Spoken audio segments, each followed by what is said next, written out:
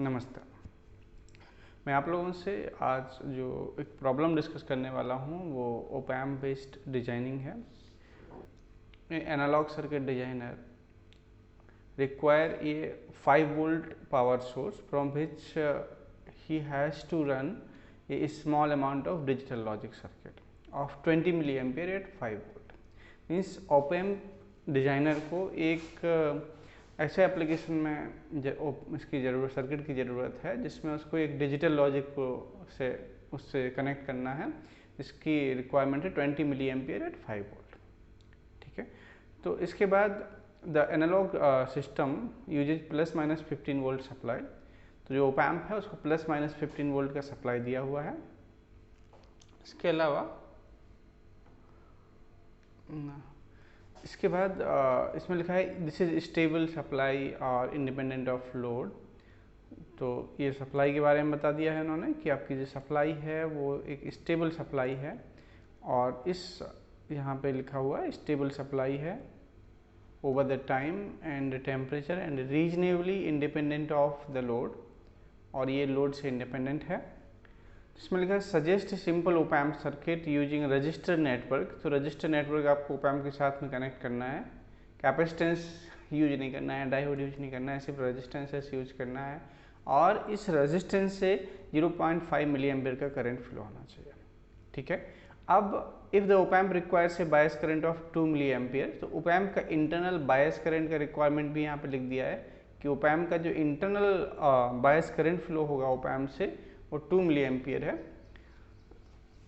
तो what is it's total power dissipation when fully loaded at the maximum current. ठीक है, तो इसने पूछा है कि जब ये पूरी तरह से लोडेड होगा तो उस कंडीशन में टोटल पावर डिसिपेशन क्या होगा। ठीक है, दो क्वेश्चन है इसमें। एक तो आपको डिजाइन बनाना है op amp based, op amp use करके एक सर्किट बनाने का डिजाइन बनाना है। उसके बाद आपको इसका पावर डिसिपेशन कैलकुलेट करना है कि टोटल पावर कितना डिसिपेट हुआ है। ओके, ठीक है, हम लोग इसको स्टार्ट करते हैं, इसका सॉल्यूशन बनाने की कोशिश करते हैं।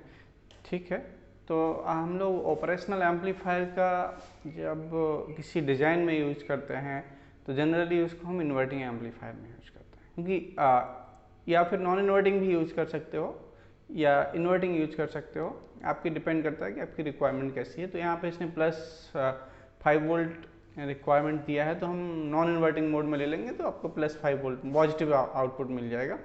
इनपुट भी हम अगर पॉजिटिव पावर सप्लाई देंगे तो आउटपुट में भी पॉजिटिव पावर सप्लाई मिल सकती है। ठीक है, अब देखते हैं कि एक सर्किट बना के देखते हैं। मैं बहुत सिंपल सा एक सर्किट ले लेता हूँ। यहाँ पे मान लो कि मैंने एक सर्किट ले लिया, इस टाइप का नॉन इन्वर्टिंग सर्किट है ये, और non inverting unity gain amplifier के केस में हम लोग सीधे सीधे इसको शॉर्ट कर देते हैं इनपुट से आउटपुट में। ठीक है, ये इस टाइप का सर्किट मान लो। अब वो कहते हैं कि नहीं, आपको यहाँ पे 5 वोल्ट अवेलेबल नहीं है, आउटपुट 5 वोल्ट चाहिए था, आउटपुट में उसको 5 वोल्ट चाहिए, तो आउटपुट वोल्टेज आपको 5 वोल्ट चाहिए, है ना। यहाँ पे देखो ये 5 वोल्ट लिखा हुआ है कि आउटपुट जो होना चाहिए 20 मिली एम्पियर एट 5 वोल्ट। ठीक है, ठीक है ना। तो ये 20 मिली एम्पियर एट 5 वोल्ट आपको चाहिए। मैंने यहाँ पे लिख लिया 5 वोल्ट, यहाँ पहुँच गया। अब ये 5 वोल्ट यहाँ पर आना है, तो 5 वोल्ट की सप्लाई अवेलेबल नहीं है, तो वो कह रहे हैं कि आप एक रेजिस्टेंस का नेटवर्क यूज कर सकते हो।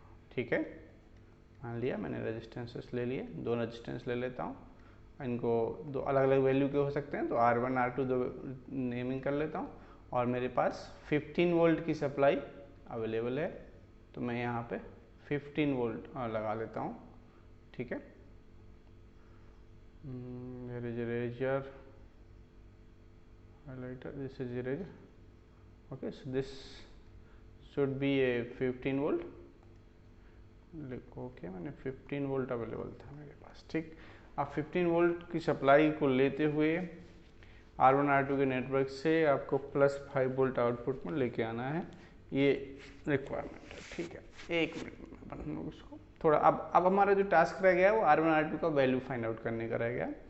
ठीक है, सबसे पहले तभी आपका सर्किट डिजाइन कंप्लीट होगा। तो इसके लिए प्रोसेस सेम है। क्या होती है प्रोसेस हमारी? By using virtual short concept, virtual short concept, what I can say, this voltage, if it is Vp, if it is Vn, so Vp is equal to Vn। ये आप सबको पता है कि वर्चुअल शॉर्ट कंसेप्ट ये होता है Vp equal to Vn होता है, ठीक है। और चूंकि यहाँ पर इस सर्किट में क्या है कि Vp इक्वल टू Vn के साथ साथ यहाँ पे क्या हो सकता, क्या है कि Vn इक्वल टू 5 वोल्ट, यहाँ पे शॉर्ट सर्किट है ना, so Vn is equal to 5 volt है, ठीक है। तो Vn इक्वल टू 5 वोल्ट है, इसलिए Vp will also be 5 volt. इतना क्लियर है ना? यहाँ पे चूंकि ये नेगेटिव फीडबैक लगा हुआ है, सो Vp और Vn इक्वल होंगे। ओके, तो इसको कह सकते हैं क्वेश्चन नंबर 1। यहाँ पे हमें 5 वोल्ट मिल गया। मैं यहाँ पे 5 वोल्ट लिख लेता हूँ अपने अंडरस्टैंडिंग के लिए या समझने के लिए कि यहाँ पे मुझे 5 वोल्ट आएगा, मतलब 5 वोल्ट होना चाहिए। अब दूसरा जो प्रोसेस होता है जो मैंने बताया है बाई यूजिंग KCL। KCL कौन से नोड पे लगाओगे? Vn पे या फिर Vp पे KCL एट, देखिए यहाँ पे सर्किट में कहाँ पे लगेगा सर? यहाँ पे KCL लगाने से कोई फ़ायदा नहीं है, क्योंकि यहाँ पे तो एक ही नोड है। यहाँ इस Vp पॉइंट पे या इस पॉइंट Vp के यहाँ का वोल्टेज इक्वल होगा, तो Vp पे हम लोग KCL अप्लाई कर सकते हैं। तो KCL Vp पे अप्लाई कर दिया मैंने। KCL में क्या होगा?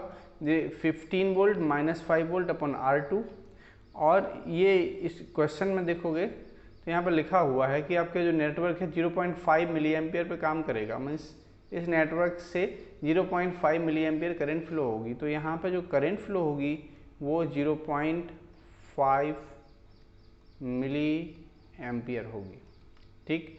जब यहाँ से 0.5 मिली एम्पियर करंट फ्लो होगी तो ये ओपैम्प में तो कोई करंट जाती नहीं है, ओपैम्प की इनपुट करंट को हम लोग इन्फानाइट ही लेते हैं, तो ये तो इन्फानाइट हो गया।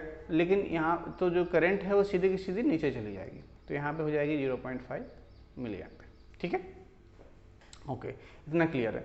अब लगा देते हैं KCL। KCL लगाने की बात है तो KCL कितना हो जाएगा? 15 volt minus 5 volt divided by R2 is equal to 5 minus 0 by R1 which is equal to कितना है? 0.5 मिली एम्पियर, ठीक है। वीडियो को यहाँ पॉज करिए, उसके बाद आप फटाफट अपनी नोटबुक में इसको सॉल्व कर लीजिए। मैं वेट कर रहा हूँ।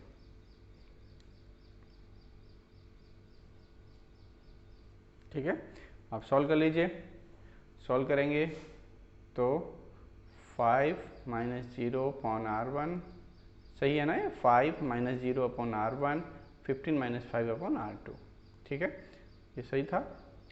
15 माइनस 5 अपॉन R2 हो गया 10 upon R2 is equal to 5 upon R1 is equal to 0.5 into 10 to the power minus 3।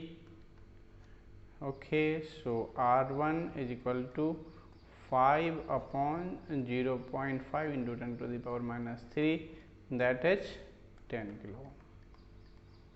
ठीक है, इसी तरीके से R2 के लिए सॉल्व करेंगे तो R2 इज इक्वल टू हो जाएगा 10 divided by 0.5 into 10 to the power minus 3, so that is equal to 20 kilo ohm. ऐसा आ गया, 20 किलो ओम आ गया। ठीक है, तो R1 R2 आपको इस सर्किट में मिल चुके हैं। ये हो गया 10 किलो ओम, ये हो गया 20 किलो ओम। अब सर्किट बन गया। ठीक, अब आपके पास सर्किट रेडी है, तो इस सर्किट को इस सर्किट को अब ये हमारा डिजाइनिंग का काम पूरा हो गया। अब इस क्वेश्चन में एक और पूछा है पावर डिसिपेशन, ये वाला बचा हुआ है। डिजाइन वाला आपका ये डन हो गया, डन, आपने डिजाइन कर लिया। ठीक है, आपने आधा कर लिया, बस आधा पार्ट कंप्लीट हो गया। अब बचा है पावर डिसिपेशन का काम। पावर डिसिपेशन कैलकुलेट करना है, तो पावर डिसिपेशन की बात करें तो ओपैम्प से स्टार्ट करते हैं पहले कि ओपैम्प में कितना पावर डिसिपेट होगा। ठीक है, तो ओपैम्प जो है उसमें देखिए ओप एम्प में प्लस माइनस 15 वोल्ट लगा हुआ है supply, plus 15 volt minus 15 volt, ये पावर सप्लाई लगी है, ठीक। तो और इस पावर सप्लाई से यहाँ पे 2 मिली एम्पियर का, देखिए 2 milli ampere from it supply at no load. अब पहले हम नो लोड का पावर डिसिपेशन निकाल लेते हैं, तो और नो लोड के साथ लोड, फिर लोड का पावर, लोड कनेक्ट करने से जो पावर डिसिपेट हो रहा है उसको ऐड कर देंगे उसमें। मतलब नो लोड वाला फुल लोड में तो रहेगा ही रहेगा, है ना, क्योंकि जब नो लोड पे कुछ पावर डिसिपेट हो रहा है, जब लोड नहीं है और फिर लोड लगा दिया तो लोड से कुछ एक्स्ट्रा पावर डिसिपेट होने लगेगा, बाकी नो लोड पे जो था वो तो रहेगा ही रहेगा। तो इसलिए पहले हम नो लोड का निकाल रहे हैं, ठीक है। नो लोड का निकालने की कोशिश करता हूँ मैं। तो ये है ओप एम्प पावर डिसिपेशन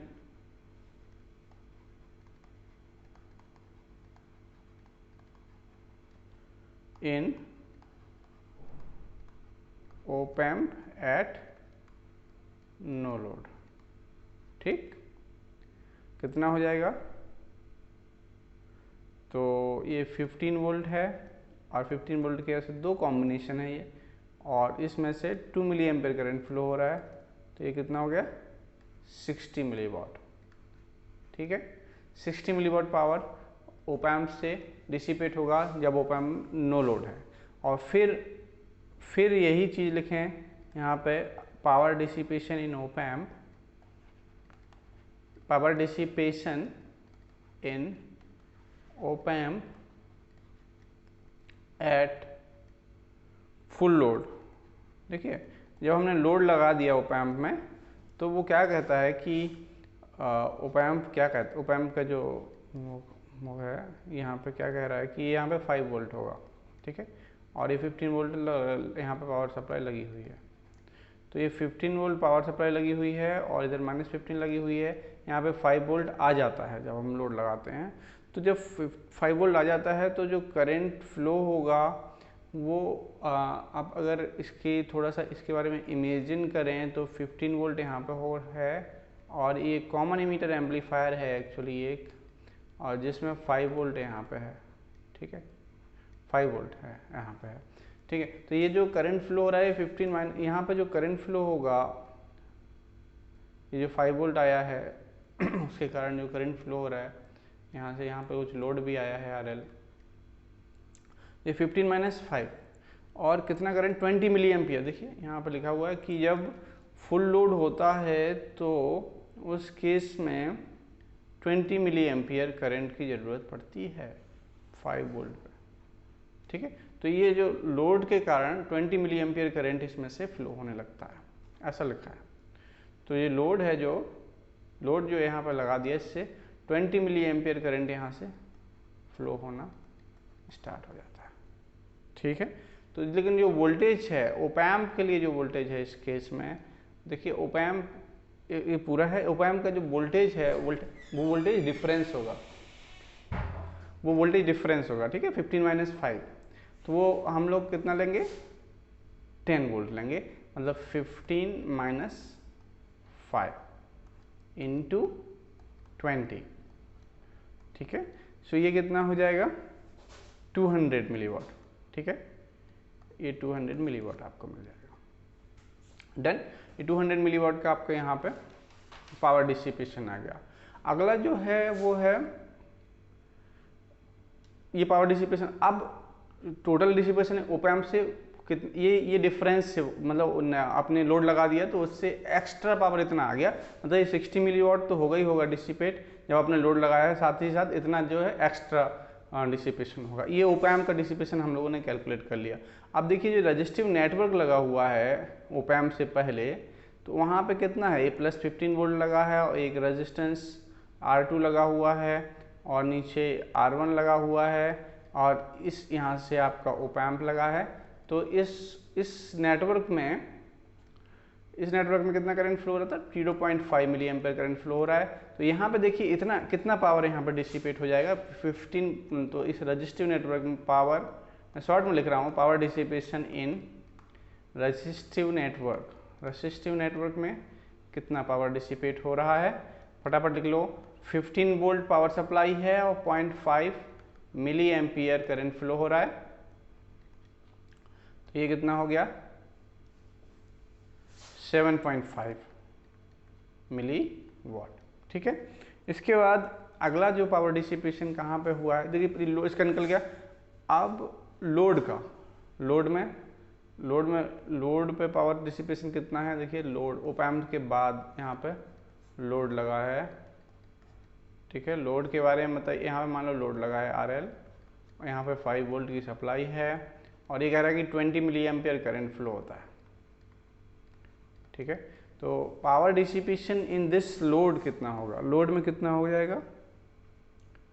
सो अगला जो पावर डिसिपेशन कैलकुलेट करना है लोड में, पावर डिसिपेशन इन लोड। तो लोड पे कितना है 5 वोल्ट इंटू 20 मिली एम्पियर। देखिए लोड के रेजिस्टेंस की वैल्यू की आपको जरूरत ही नहीं है, मतलब ये 100 मिली वॉट का यहाँ पर डिसिपेशन हो गया। ठीक है, लोड का डिसिपेशन ऐड होगा, रजिस्टिव नेटवर्क का ऐड होगा, ओप एम्प का विदाउट लोड भी ऐड होगा और विद लोड भी ऐड होगा। ठीक है, तो इसमें टोटल पावर डिसिपेशन कितना हो गया फटाफट हम लोग निकाल सकते हैं। अब कोई दिक्कत ही नहीं है, टोटल पावर डिसिपेशन निकाला जा सकता है। टोटल पावर डिसिपेशन कितना हो जाएगा कि 60 मिली वॉट लग रहा था विदाउट लोड, फिर 200 मिली वॉट लगता है with load in op amp, ये दोनों ओप एम्प के हैं। इसके बाद 7.5 मिली वॉट लगा था हमें रजिस्टिव नेटवर्क में, फिर उसके बाद कितना हुआ 100 मिली वॉट, देखिए यहाँ पे निकाला था कितना था, 100 मिली वॉट था, 100 मिली वॉट ये लोड में लगा। ठीक है, तो इसका जब टोटल करोगे तो ये कितना 367.5 मिली वॉट, इतना पावर टोटल डिसिपेट होगा इस सर्किट में। Thank you so much. This is the solution of